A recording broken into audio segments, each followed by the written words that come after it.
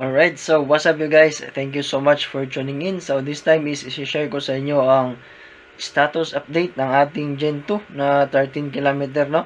And so far is gumagana siya. Gamit nga ko ngayon is nasa mga 10 window ata. So ayan, makikita nyo is nasa 10 or hindi ko pa nabilang to eh. Kaya ngayon is before we start guys, is i-shout out muna natin si Sir Noel Cabrera from Isabela. Hi naman dyan, sir. Siya pala yun guys, yung nagpa-assist sa atin ng P2P config. Gamit nga pala niya is Starlink. So, since si sir is interesado sa P2P business, ayun, sinimulan niya. In-assist naman natin at yun, hindi na nag-chat. Iwan ko lang, sir, kung galit ka ba sa akin or okay na okay yung setup natin dyan. So, comment naman dyan, sir, at para marami pang nagpa-assist sa ating Facebook at sa ating YouTube channel. Vincent ka pala at yung service. Kaya, so, salamat sir. And this time is atin nang i-review guys yung status update. Alright, so what's up guys? Thank you so much for tuning in. So, update lang natin yung ating Gen 2 status after mga almost 3 months kasi December natin sinimulan to. Ayan. O, kita nyo ating Gen 2 guys. Ayan. Tingnan natin sa ito. Lightbeam 5EC. Ayan, Gen 2 yan guys. Okay, so salamat nga pala sa mga sumusuporta sa atin dahil inimbitahan na tayo ni YouTube para mag-apply sa kanilang partnership program. Ayan. So, makikita mo is ang signal negative 68 kasi hindi pa siya mataas, kulang pa siya sa taas at saka hindi na angle ng maayos kaya nag-red yung ating station. Ayan, red na negative 65. So far sa aking connection ngayon is okay naman siya kasi bumigay naman siya ng solid na 100 MB. Nakikita nyo naman sa throughput guys, ayan 200. So check natin ang throughput output niya.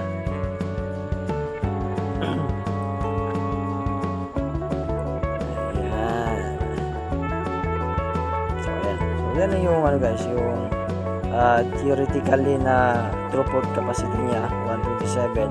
So kasi nga Gen 2 siya guys, kaya hindi siya solid. Ayan o, laki ng drop na 85 from 130. Ayan. So yan yung disadvantage kapag nag Gen 2 ka sa ganito kalayo na 13 km. Ayan o, 125 drop sa negative 80. Ayan, so super siya, unstable.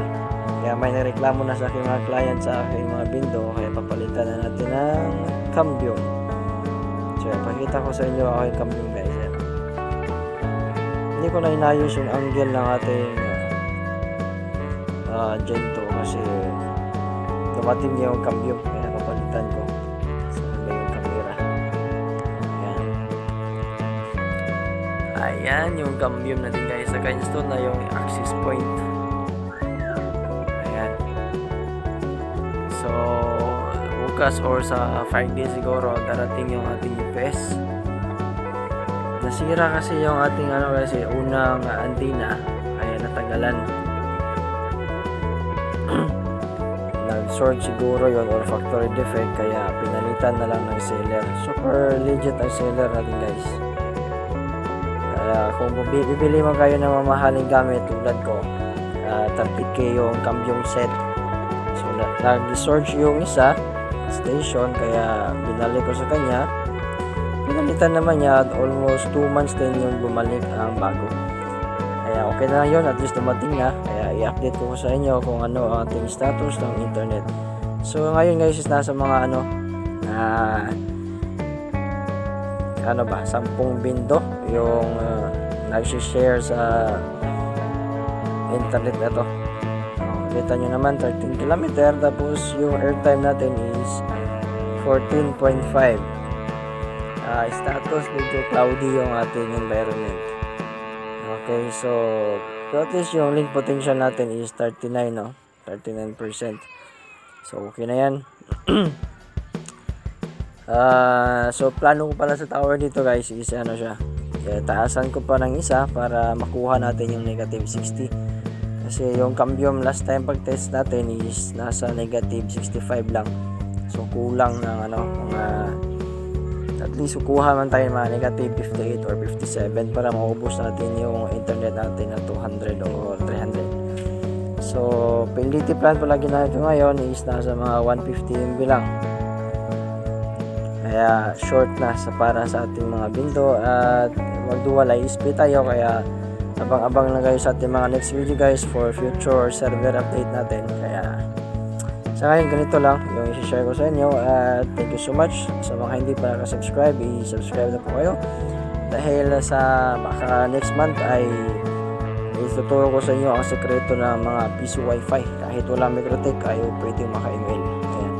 So of course kailangan natin mag-subscribe at mag-join sa ating membership para ipatuturo ko sa inyo ang sekreto ng ating mga networks. Okay, so karaniwang problema, lag kahit naka-fiber na.